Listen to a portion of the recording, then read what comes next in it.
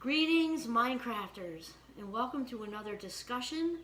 My name is Dr. Kimberly Quinn, and my role here is to help people become the boss of their thoughts so they can live their very best life.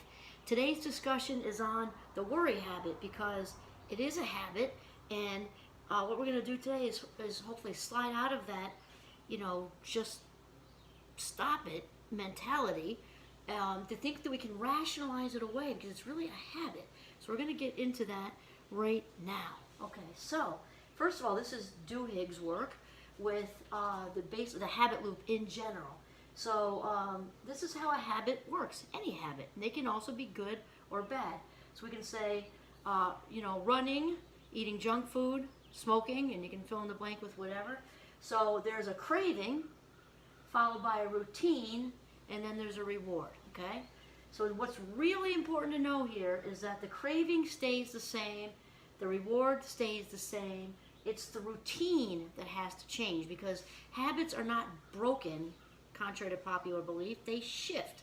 So let's say a good habit, a running example. I run, so I definitely get this. Oh, it's awfully windy outside. Okay, so the craving is I feel like I want to run because I'm used to running and I just feel that get up and go thing, and I can't wait to get outside and do it. The routine is the running itself, and then the reward, and it can be multi-level. It's feeling productive. There's an endorphin release. Physiologically, I also just feel good. I like to sweat and get out, feel like I did something. So there's all that into the reward, which then leads back to the craving because that strengthens that, right? Because this feels so good that I want to do it again. All right, so junk food, example. Maybe after work, we walk in the door tired, we crave the double stuffed Oreo or the potato chip. The routine is eating the double stuffed Oreos or potato chips, and then the reward is the satisfaction of eating the junk food. We don't feel hungry anymore.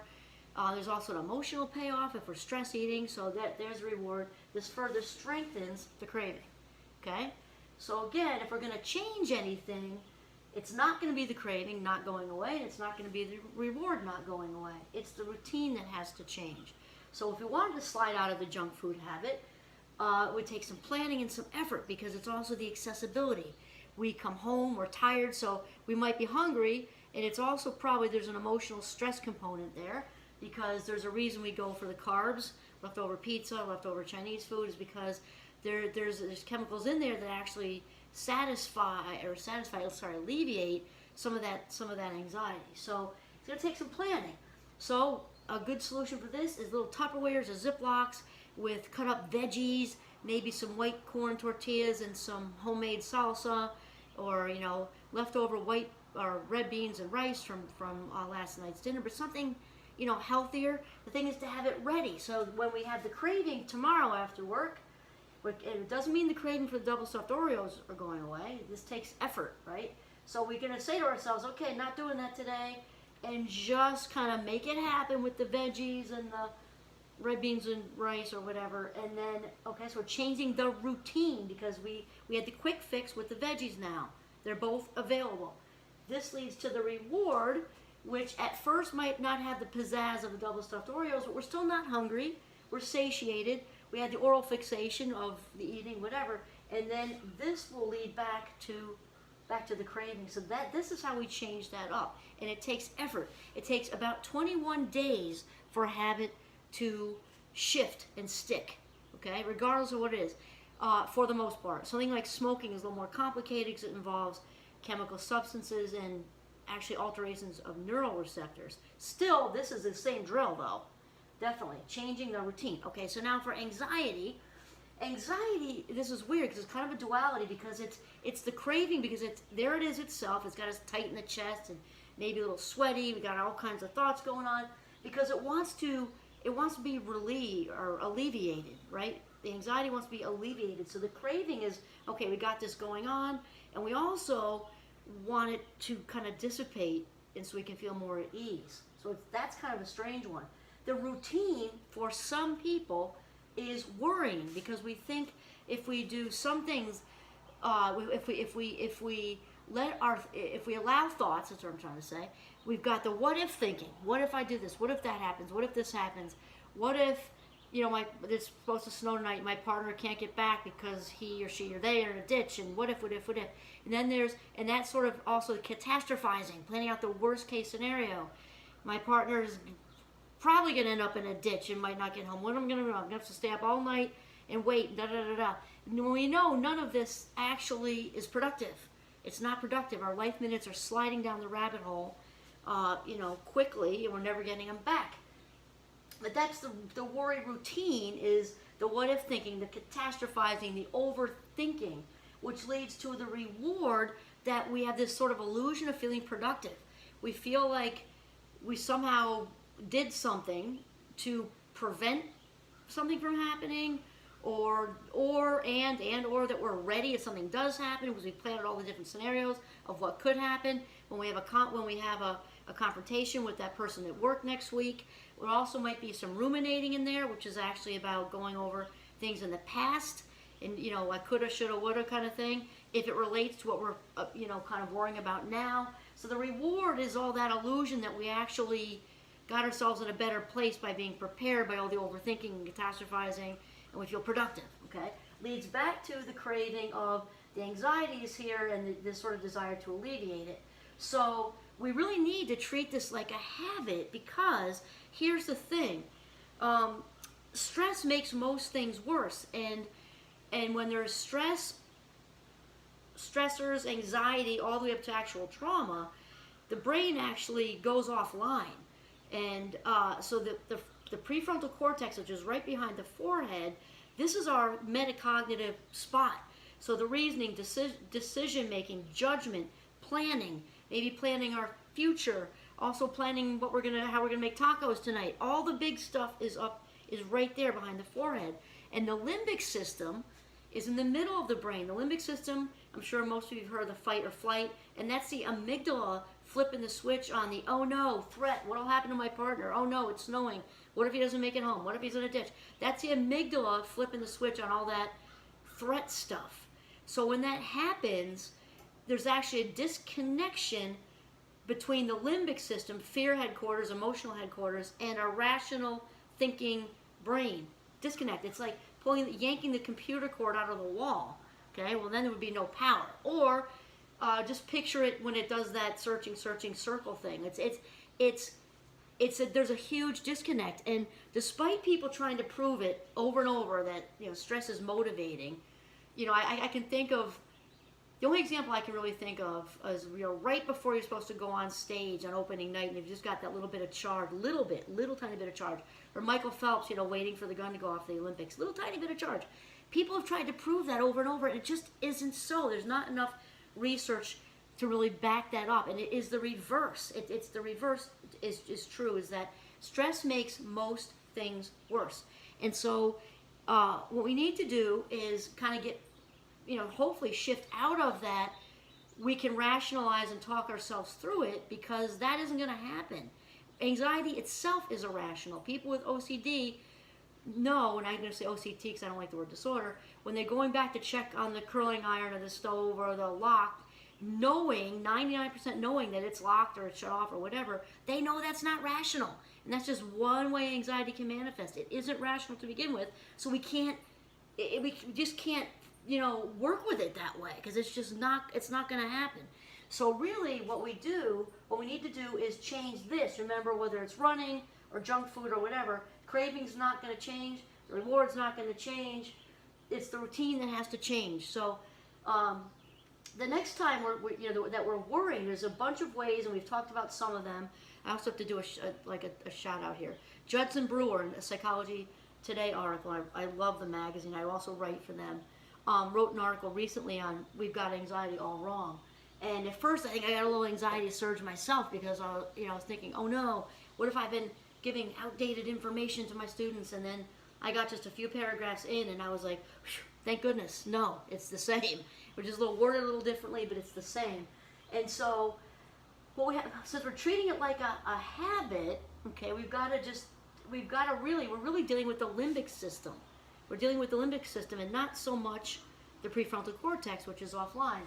So one thing that Judson came up with that I have not used is a curiosity component. So when next time we feel this this need to, what if, catastrophize, overthink. They say to explore with curiosity, because curiosity isn't going to have this same self-strengthening, self-rewarding thing happen. It just won't. So, okay, we just say with kindness and non-judgment, which is mindfulness, which we've been talking about, kindness and non-judgment. Okay, it seems that I'm worrying today. It must be I'm a little anxious. So what, and who cares? Welcome to the human race. Okay, and then, kind of just curious. Okay, this is having me think of a similar situation I was in a few months ago, which also had me anxious and worrying. I get it. Okay, so the curiosity thing can help, and then some of the other things that we've been doing. So the changing the routine. Here comes the worrying. The not today, maybe tomorrow. Just a basic shut-off switch. We're not trying to rationalize it. We're just saying, when that what if, not today, maybe tomorrow. This tricks the brain into thinking it has an appointment with us. And expect the brain, when we do this change in routine, to have a tantrum, because the brain does not like changing up a habit at all. Okay, so not today, maybe tomorrow. The brain's going to say, oh, no, Kimberly, this is our time. When we come home from work and we run all the ways we're not enough through our head, or all the things that could possibly happen next week, and that thing you have to do in the presentation, all the things that could go wrong. This is our time. This is our time to be together. You can't tell me no. And then you say, not today, maybe tomorrow. And this works really well if you stick with it. Also, disclaimer, none of these strategies are meant to take the place of professional treatment and medication. Got to say that. 21 days for a habit to shift. So the not today, maybe tomorrow thing works also really well. Other things we can do. Stimulating the cingulate. The cingulate is Greek for band and wraps around the limbic system. So it is stimulated by conscious thought. When we stimulate the cingulate, we deactivate the amygdala, which is the threat switch, right? Which is flipping the threat switch on all this what if thinking, catastrophizing. So how we stimulate, or one way we stimulate the cingulate, is again really conscious thought. So it can be counting backwards from 300 by sevens, and that works really, really well. Also realize that the brain likes patterns and will catch on to that, also pretty quickly. So you have to change it to something else. Starting at the front and going all through the presidents are starting now and going backwards. Also, a chess game, unless you're a chess master, because that would be too easy. The idea is it has to take cognitive juice, lots of cognitive juice. When we stimulate the cingulate, it's like an all hands on deck situation. Need you over here, brain. Need you over here. Need you over here. And then the limbic system is kind of, left in the dust briefly. So it's deactivated, and there's an immediate reduction of anxiety, which would mean the worry, because we just shifted into a chess game, or learning a new language, or counting backwards from 300 by sevens, or reciting the presidents back to George. Okay, that's another one. There's also the vagus nerve. Okay, when we start feeling the worry thing, and none of these are mutually exclusive, you can do them all. We can stimulate the vagus nerve by rubbing our eyelids, and this is one of my favorite ones. I do this a lot because it feels so good.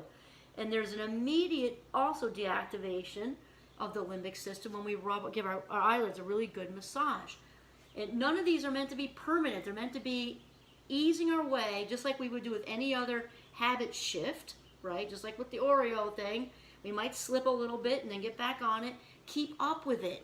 When we hear this, when we feel this surge of wanting to worry, and then allowing it, do these other things.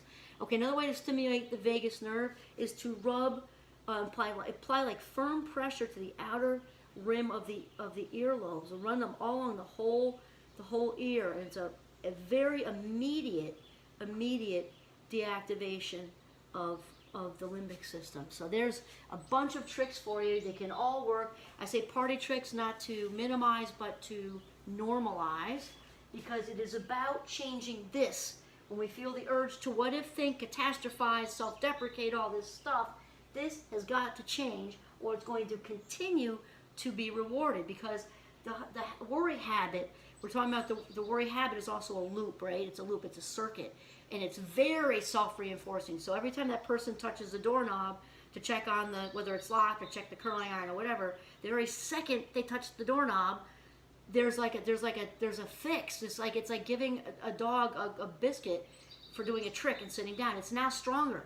So the next time we think, oh, did I leave the stove on? It's going to be even stronger to go back and check it. So we have to intercept here in the middle. Good. Okay, so that, again, the habit loop, work of Charles Duhigg. I brought in a little bit of information from Judson Brewer from Psychology Today, and that is pretty much it. This is Kimberly Quinn signing off. Hopefully have a worry-free day, or as close to that as you can, because we're not about perfect. That's a bad word. It's better to drop the F-bomb than say that word, honestly. So, progress, not perfection. Progress, not perfection. Kimberly Quinn, once again, signing off. Have a mindful day.